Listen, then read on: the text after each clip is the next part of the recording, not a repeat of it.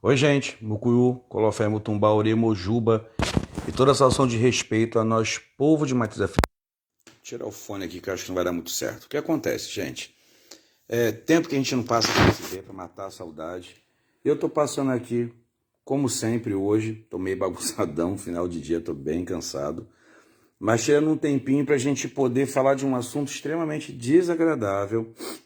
Eu costumo dizer, quando a gente vai a um local, a gente vê uma coisa escrita ou falada, cabe a gente a trazer uma questão de indagação, uma questão de consciência, criar a consciência aqui num bate-papo descontraído. As pessoas que não respondeu boa noite, o Colofé, estão se beijados e abraçados todos. Logo mais, assim que eu terminar a minha conclusão, eu venho deixar um beijinho para cada um. Eu até desliguei os comentários, senão eu acabo perdendo o foco e o vídeo fica muito extenso, muito grande. Assim que eu terminar de falar, eu volto aqui os comentários para a gente poder se interagir melhor. Gente, eu passando por esses sites normais, chegou até o meu perfil, um comentário de um rapaz, eu estava vendo desses grupos de candomblé que tem. O rapaz falando que a esposa se iniciou, que a esposa estava de quelê, estava de resguardo, e que ele não poderia tocar na esposa, nem pegar na mão, nem fazer carinhos, nem beijar, que a esposa dele, ele juntamente, achei respeitosa a posição dele, estava guardando o resguardo junto com a esposa, afinal, era uma identidade dele para com a esposa. E aí a gente vai ler os comentários, acaba lendo porque quando você vê uma postagem dessa, os comentários começam a aparecer aqui embaixo. Me impressionou muito o comentário de uma menina que dizia que o candomblé era o amor. Não sei se esse vídeo vai chegar até essa menina. E se chegar também, não estou criticando ela, só estou querendo trazer um conhecimento que a gente vai falar logo ali na frente, mas eu quero pegar esse exemplo. E ela dizia que candomblé é amor, que ela tem um filho iniciado, ela beija o filho, ela abraça. Eu não me recordo se ela falou que abraçava, eu sei que ela falava que beijava o filho e que esse moço ele poderia pegar a mão da sua esposa, poderia fazer um carinho sem maldade, porque o candomblé é amor. E esse rapaz também comentou que a esposa dele ia para a casa de candomblé e às vezes dormia por lá, no outro dia acordava e ficava o dia inteiro trabalhando. E essa mesma menina colocou um adendo: se ela vai para a casa de candomblé e fica trabalhando, leve a carteira de trabalho para a casa de candomblé e faça a mãe de santo assinar a carteira dela. Se a mãe de santo não quiser assinar, busque uma delegacia própria para essas queixas. O que eu quero trazer aqui, gente, é o meu desconforto ao ler uma coisa dessa. Por que o meu desconforto? Estamos falando de uma religião que eu professo, que eu tenho como vocação e eu tenho como desígnio.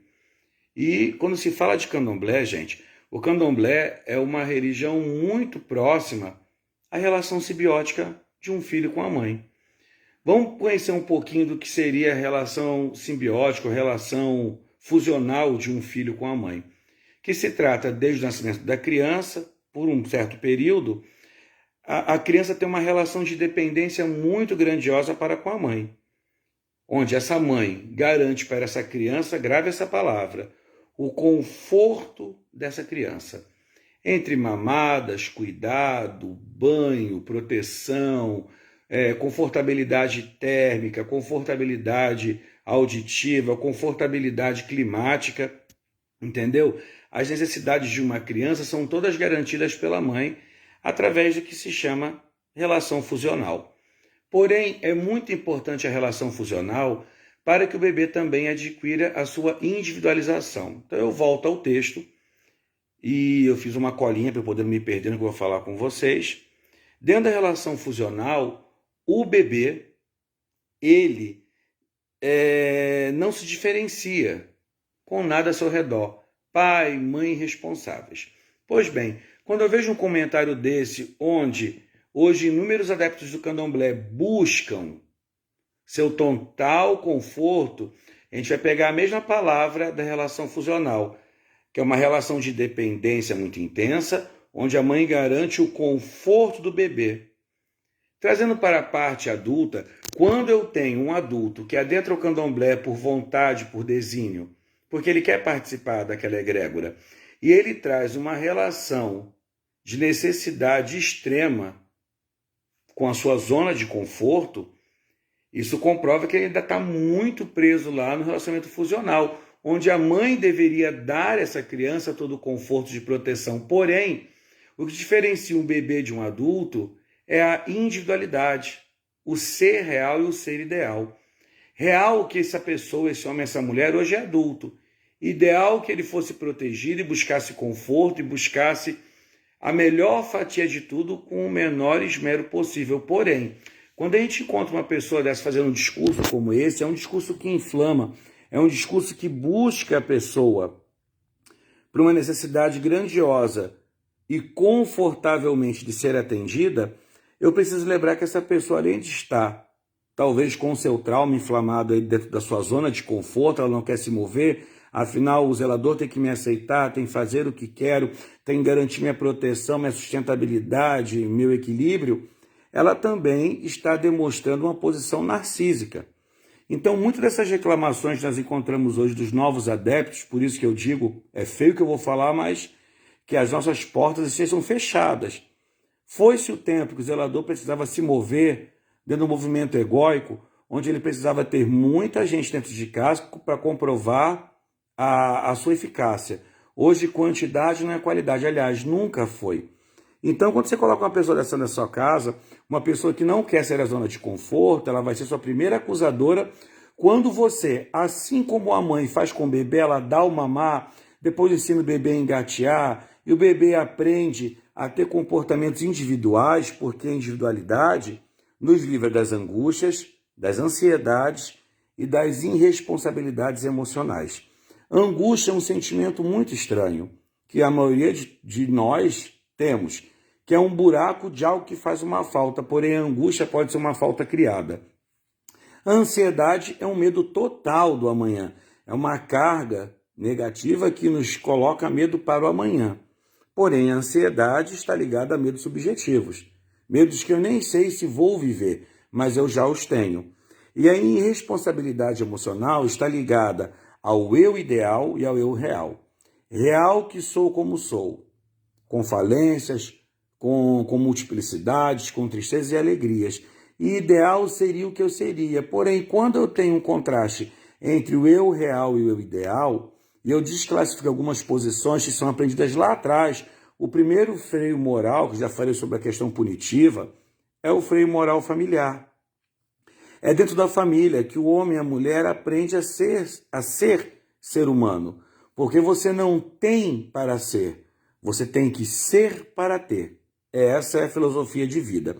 Quando essa pessoa traz para o candomblé inúmeras necessidades e discursos agressivos como esse, discurso que é a opinião dessa pessoa, eu respeito, mas é um discurso que traz uma conotação dentro de um transtorno positivo desafiador, que é um discurso infantil.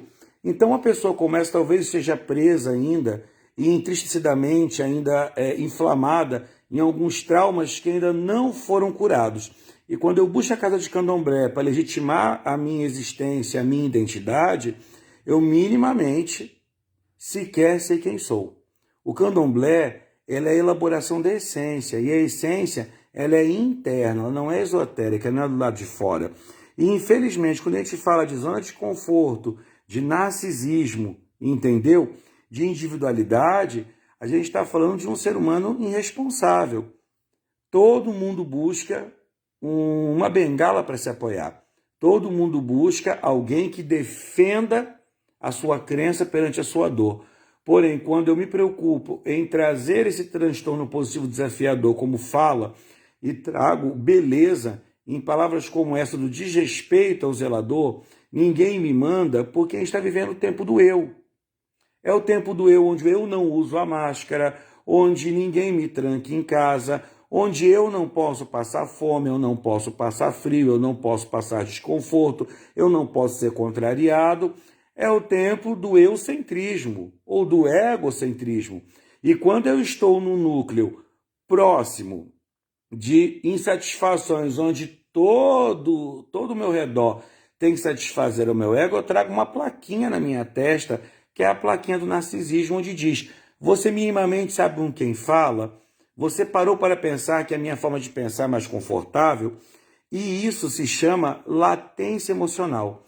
Então, se eu vou ao candomblé para aprender ou para exercitar o que eu não aprendi na família, não aprendi no colégio, não aprendi na sociedade e vou aprender na religião, A religião nada mais é que o resgate da essência. Somos dogmáticos, repetimos ali aquela questão um tanto quanto herdada dos quilombos, quem manda, quem obedece, quem trabalha, a graduação do trabalho, porque hoje em dia o que dói muito a nova juventude é em gastar energia psíquica e corporal para compor ao ganho. Eu quero ganhar sem esforço, eu quero ganhar sem dor, porque ter que me esforçar, ter que estudar, ter que aprender é uma dor de me tirar da minha zona de conforto.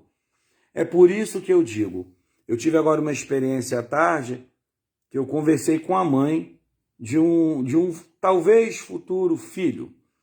E a ela eu devia satisfação porque a pessoa é de menor idade. Visitou a minha casa acompanhada de uma outra pessoa, de um outro parente, mas eu sou criado no nível do meu superego de respeito.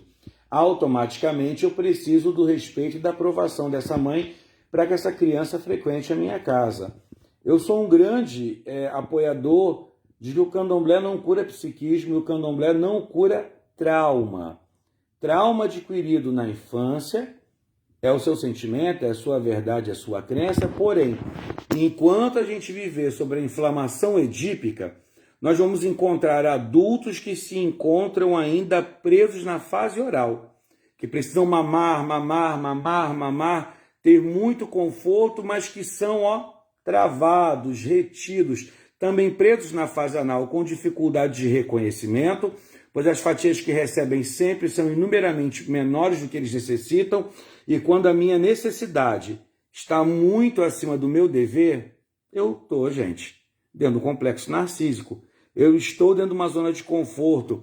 Eu estou me vitimizando por crenças que tenho, achando que não recebi as fatias necessárias. Eu ainda continuo dentro de um transtorno traumático que é da criança magra de amor. A criança que nasceu, que cresceu, ainda com a estrutura psíquica de pensamento que ela precisa de uma maior quantidade de alimento emocional. Portanto, se dentro da relação simbiótica a mãe provém a proteção do filho e tudo que garante o seu conforto, quando adulto o zelador não tem obrigatoriedade de aceitar o filho dentro de uma zona de conforto. Afinal, quem está na zona de conforto não quer se movimentar. Quando o bebê tem da mãe as necessidades garantidas, confortavelmente de novo, a gente na fase adulta, eu não posso dar ao adulto espiritual que escolheu entrar por desígnio no candomblé, afinal o candomblé não é um sonho. O candomblé, meu sonho é pertencer ao candomblé. Tá, pertence, e daí depois? O candomblé tem que ser um projeto de vida, onde o sonho de adentrar te leva a um projeto de melhoria, de autoconhecimento, de olhar peculiar individual ao próximo. E quando eu consigo mover o olhar ao próximo, eu consigo minimamente me olhar. Porém, também o candomblé não é local para que zeladores, equedes, ogães e pessoas com um pouco maior de responsabilidade ou poder dentro do candomblé transformem ali o adepto na sua identificação projetiva. Eu sofri muito que a mãe me bateu. O Dofonitinho ali também sofreu muito, então eu vou defendê-lo. Ou vou jogar para ele aquela carga de energia que eu não conseguia trabalhar. A grande questão da relação fusional, que é muito repetida no candomblé, é muito parecida com a relação de bebê recém-nascido, bebê em crescimento, para com a mãe, é evidenciar a individualidade. A individualidade é o momento em que a criança, a partir dos 3 anos, começa a reconhecer suas obrigatoriedades, responsabilidades e a sua forma de querer. Então, se eu chego no candomblé querendo conforto, querendo trabalhar, me vitimizando, querendo que um orixá se responsabilize pela minha forma de ser e não atendendo às obrigatoriedades que o candomblé nos proporciona, eu não trago sequer do meu relacionamento pai e mãe um relacionamento funcional necessário. Eu sequer estou... não consigo chegar no candomblé e entender esse comportamento de compromisso, de maior idade, menor idade, a quem tem que ser respeitado, eu tenho que respeitar, porque hoje o candomblé está parecendo um espetáculo horrível de transtorno possível desafiador, onde o pai de santo virou babá ou virou professor do colégio, com respeito aos professores, que recebem ali pessoas individuais com traumas e transtornos familiares. E ai desse professor se ele resolver corrigir. Já foi o tempo que o professor tinha o poder em suas mãos de professar uma verdade e corrigir. Porém, o candomblé está virando de pouco em pouco tempo local, onde as pessoas buscam legitimar a sua solidão, então são solitárias e buscam no candomblé a egrégora da participação. Só que chega uma casa de candomblé, como essa menina falou, se você diz a essa menina então para ela varrer um chão, ela vai puxar a carteira de trabalho para você. Então ainda é o relacionamento frágil, onde somente um dos lados provém o conforto de uma situação. Isso é egocentrismo. Isso é egocentrismo. É quando eu preciso estar plenamente satisfeito. Portanto, gente, vale a pena pensar que o relacionamento fusional de uma mãe com o filho, assim como do zelador e alorixá para com o seu elegum, ele primordialmente, em primeira instância, o filho traz para você, assim como o bebê não reconhece nada ao redor, só reconhece a mãe, uma criança emocional ferida, interna, traumatizada, vai reconhecer no zelador todos os poderes necessários para que ele realize os seus sonhos. Vai trazer as angústias, as ansiedades, as instabilidades, vai trazer a sua realidade desconstruída buscando um ideal extremamente feliz. Afinal, o fast food material está passando na telinha do celular o tempo todo aí. Portanto, se o zelador não desconstruir esse relacionamento, lembrando a esse adulto que ele teve a sua fase de aprendizado quando na infância, e que ele tem que chegar minimamente dentro do candomblé, sabendo de suas obrigatoriedades, deveres, obediência, e buscando no comportamento do zelador, que até então tem sido descrito por aí afora como um comportamento abusivo, também não deixo de dizer que não é, porque algumas pessoas, para satisfazer o seu ego, acham que tomar 7 anos de jogar abuso é poder castigar o filho para ele lavar a louça porque ele se sentiu castigado quando a mãe mandou ele lavar a louça. É fazer o filho lhe dar dinheiro porque a mãe um dia disse para ele, você precisa sair de casa para trabalhar. Então, muito do que nós ouvimos como abusos dentro de algumas casas de candomblé também são repetições de padrões de traumas não vividos.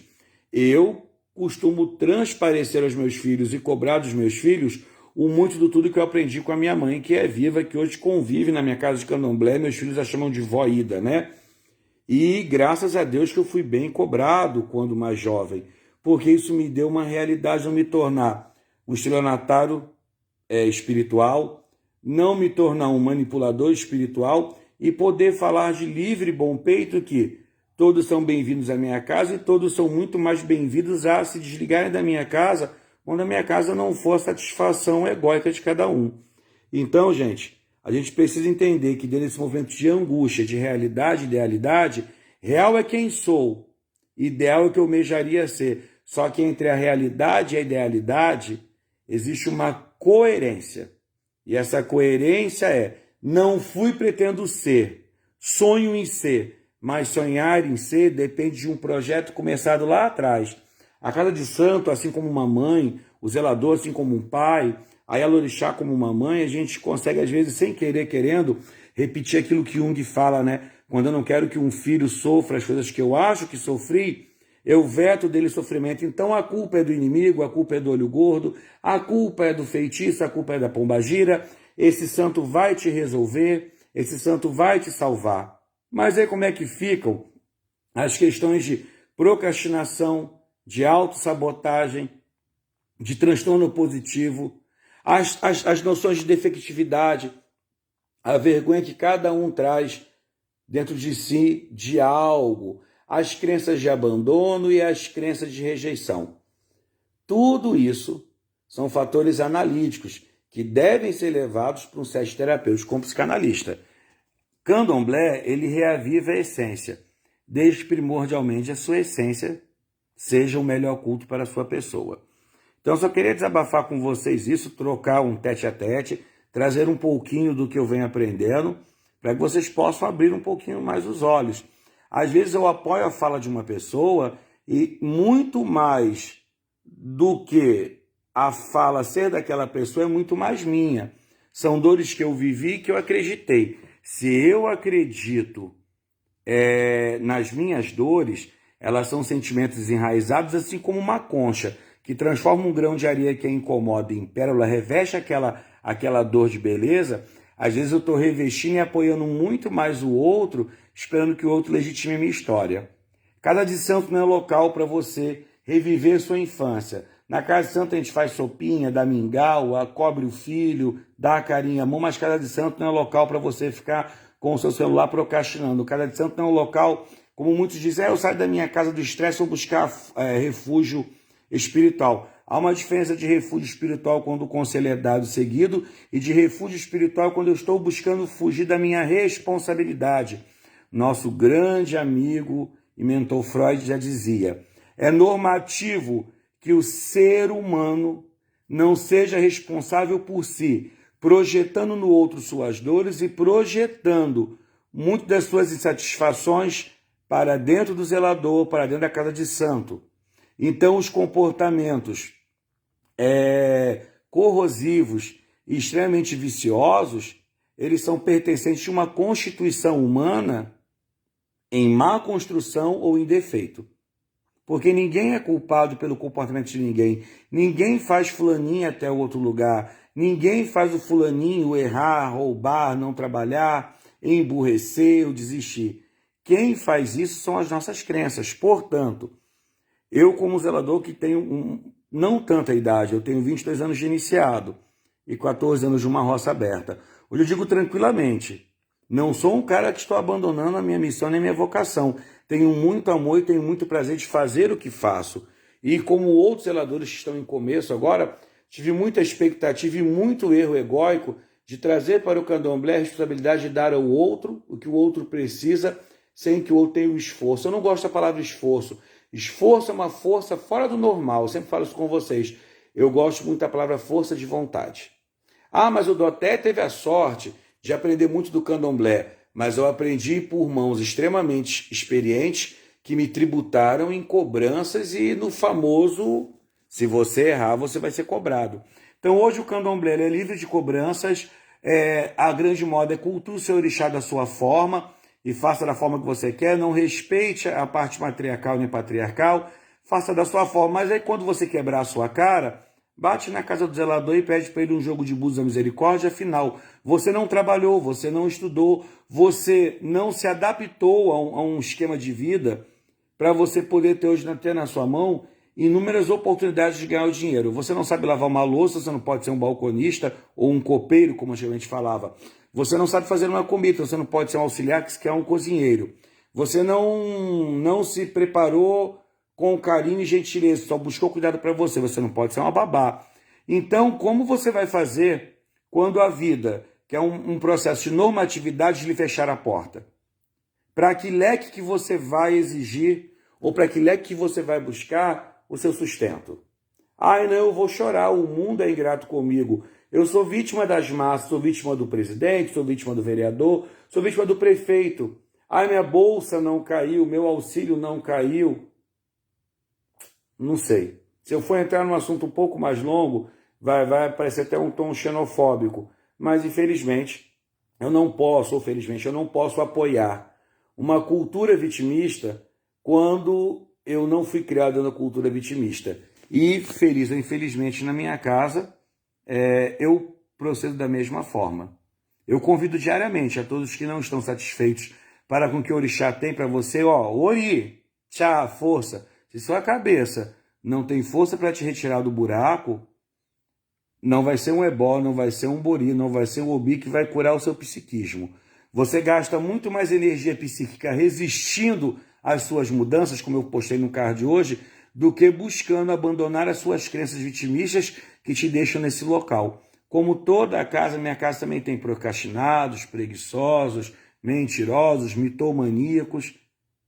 Porém, o fator evolutivo da vida é buscar desconstruir. E quando eu, como uma pessoa que tomou as obrigações, que ministro, que faço do que aprendi com minha mãe falava, meu pai, você quer ser autônomo, tem a sua casa, constitua seus filhos, uma questão heteronormativa falada, né, como os pais falavam antigamente, case, tenha filhos, tenha casa, para depois você ser autônomo. Embaixo das minhas asas você ainda me pertence. E mesmo fora das asas a gente ainda pertence muito, afinal, o bem-estar de um pai e de uma mãe é uma visão muito politizada de um filho sem dar problemas. Então hoje o candomblé busca dar aos seus adeptos estrutura espiritual para que eles cresçam e vão à frente. Porém, infelizmente, temos uma safra, não estou julgando, mas pelo fator de visão vista, de questões olhadas mesmo. Nós temos uma nova safra da geração do eu, onde eu preciso, eu quero, eu posso, eu não vou fazer e eu estou à busca de alguém que faça por mim. Portanto, desejo sorte, que Ogum corte do caminho das grandes casas, das pequenas e casas mediadoras, esse tipo de membro. Porém, a gente tem a obrigação ainda de olhar para o ser humano com um olhar peculiar. Então, vale a pena estudar. Gente, dá uma olhadinha na relação fusional ou na relação simbiótica e veja e repare se você não está repetindo essa relação de conforto, jogando no filho de santo o conforto dele ter a dor dele, o conforto dele manter o trauma, o conforto dele não te obedecer, todos esses confortos que são ofertados nos primeiros meses de vida. Quando uma mãe oferta o peito para o filho, o cuidado e todos os confortos que nós falamos, ela também se prepara para preparar aquele filho para a vida. Aí vem sair da zona de conforto. Quando essa mãe mantém as necessidades desse filho garantida, confortavelmente, ela tem que se verificar desse filho não se tornar um narciso, ou seja, da minha forma. E a relação fusional, primordialmente, ela prepara o bebê para maturidade e individualidade. Primeiro, individualidade. Sei quem sou, sei o que quero. Depois, maturidade. Sei o que escolho, sei como quero. Terceiro, responsabilidade. Sei mais ou menos como fazer, mas vou buscar a ferramenta para chegar até ali. E por último, nós, como zeladores, temos a obrigatoriedade de dar ao nosso filho o ser real e o ser ideal. O filho traz um eu real para dentro da casa, porém, com um eu ideal muito mais construído. E entre a idealidade e realidade, a consciência da coerência é: qual foi sua força de vontade? Afinal, autoajuda é balela. Vale a pena deixar a pergunta: qual foi a sua participação de força de vontade para que hoje você não reclame daquilo que você não tem e perca a expectativa de que alguém vai abraçar suas dores. É por isso, eu vi meu irmão Ubirajara Paiva passando aí, é por isso que hoje a Umbanda é muito desconstruída. Vi a minha irmã Carla também passando. As pessoas não querem mais do preto velho. O seguinte conselho: misenfio. Você foi lá e trabalhou. Eu lembro da vovó Maria Cambinda, da dona Silvia, da mãe Silvia lá do bairro da Cerâmica, que a primeira coisa que a vovó perguntou para mim foi assim: filho, tá indo trabalhar? Eu estava naquela febre, trabalhava com meu pai e minha mãe e queria ir para outro local, né? Trabalhar. Você está pronto a obedecer ordens, não fazer a sua forma de ser? Eu lembro que no meu primeiro salário, eu fui levar para a vovó abençoar, porque ela me deu o conselho. Então hoje a Umbanda é desconstruída porque ninguém mais quer ouvir um conselho ancestral. Hoje tudo é desconstruído porque para que eu vou ouvir esse chato reclamando e me cobrando? Lá em casa tem muita gente que às vezes eu vou dar um conselho, chatice, não começa não. Fazer o quê? Eu os coloquei dentro de casa e quando os coloquei para o movimento egóico, porque como a maioria dos zeladores, nós só éramos reconhecidos se tivéssemos muitos filhos. Então hoje também não se descarta ninguém, o candomblé não descarta. Mas eu posso descartar daquele filho a necessidade dele pensar que ele vai continuar na sua grande viagem procrastinadora e que algum Deus já vem fazer dele alguma coisa. E importância todos temos na religião, do analfabeto ao letrado, do eficiente ao deficiente. Todos nós somos moléculas espirituais dentro de uma egrégora e temos a nossa importância. Porém, minimamente, antes de eu ir ao candomblé, a minha casa está com a roupa lavada, o meu chão está limpo. Gente, desculpa, eu estou segurando o espirro, que eu me mudei e então eu estou num ambiente que é uma chácara, então tem mosquitinho, estou usando muito remedinho, eu estou naquela coisa meio urbana para a chácara, então eu apliquei muito remédio, o nariz está até vermelho. Mas a grande questão é essa. Antes de eu ir ao candomblé, eu sendo zelador, minha casa está arrumada, minhas contas estão pagas, o meu trabalho diferenciado está feito, o meu dia está ganho. Depois eu vou ao candomblé. A religião importa para que eu me importe para com meus afazeres. Enquanto a religião for refúgio de dor, a religião não é consciência. E coerência traz coerência. Estou vendo uma vida ruim passar na minha frente. De repente eu vejo a vida da Maria, maravilhosa, com viagem, com cabelo novo, com celular. Qual a consciência? E a coerência, na verdade, né? Ela tem ou não tem? Por que ela tem? Porque ela trabalha, ou tem um marido rico, ou tem o velho da lancha, como a gente ouve falar por aí. Qualquer uma das atitudes depende de sair da zona de conforto, mas dentro de uma relação simbiótica, de uma criança que espera o peito na boca, eu vou reclamar, eu vou me frustrar, eu vou doer, eu vou minguar. E quando a minha voz não for suficiente para gritar, eu vou me entregar a uma depressão ou vou me integrar à depressão. Afinal, se eu não conseguir o que quero pelo grito, eu consigo pela dor. E essa é a grande sacada da vida. Quando o ser o que sou está sendo mais prejudicial que a minha mudança, eu infelizmente penso se realmente vale mudar. E se mudar for um sacrifício muito grande, eu resgato o que sou. E me mantenho ali procrastinado, lento, vagaroso e reclamão. Um grande beijo, Colofé, Mucuriú, Mutumbá, orei a todos. Morrendo de saudade dos nossos encontros mais constantes, mas infelizmente a gente acha que a vida cobra da gente um pouco mais de tempo do que a gente pode ofertar. Então, cada encontro com vocês é maravilhoso, gratidão a cada um que está aí comigo, e quem tiver aí alguma coisa a acrescentar, estou super aberto, tanto em crítica como em colocação. Mas dê uma olhadinha, gente, na questão do relacionamento simbiótico, do relacionamento fusional. Lembrando a você, zelador, zeladora, que o relacionamento fusional é ter o Filho de Santo como um bebê espiritual e, sequencialmente, dar a proteção devida juntamente com a mesma fatia de responsabilidade emocional. Senão você vai criar um procrastinado, vai criar um reclamão ou um egocentrista ou um narcisista. E rogo a Deus, ao Oxum, ao Batalá, que isso não aconteça na sua casa, porque é muito duro depois você tirar a pessoa de uma zona de conforto. E mesmo eles oferecendo o caminho que eu curto muito, que é da psicanálise, o ser humano ainda fala, mas o santo tal não vai ter a minha presença, ele não me deu o que eu queria. Mas orixá, ori a cabeça, chá é força. Nós somos a representação que o nosso santo é. Carlinha é de Logum, eu sou de Logum. Somos extremamente capazes, desafiadores. Santo tem uma essência. Nós temos uma essência. Cabe a cada um pegar a sua essência e transformá-la no fator evolutivo. Procurar não repetir erros, e eu sei o quão duro é abandonar sentimentos e crenças. Porém, quando nada está de acordo com a sua forma de pensar, pare para ver onde você está e onde estão os seus sonhos. E que projeto você fez para adquirir aqueles sonhos. Existe um ditado oriental, acho que oriental, ocidental, não me recordo agora, que diz que o seu nome está construído no amanhã. E a filosofia diz, né? Vos conhecerei por vossas obras. Esse é um versículo bíblico. Vos conhecerei por vossas obras. E o seu nome está escrito no amanhã. Então, vê o que você faz, vê o que você quer, vê onde você está, vê onde você está indo. Porque é fácil desejar o lugar do outro, mas difícil é ter o comprometimento, a estatura, a coragem, a vontade e o desenho do outro. Beijo, Colofé, até um próximo encontro, gente. Fiquem com Deus.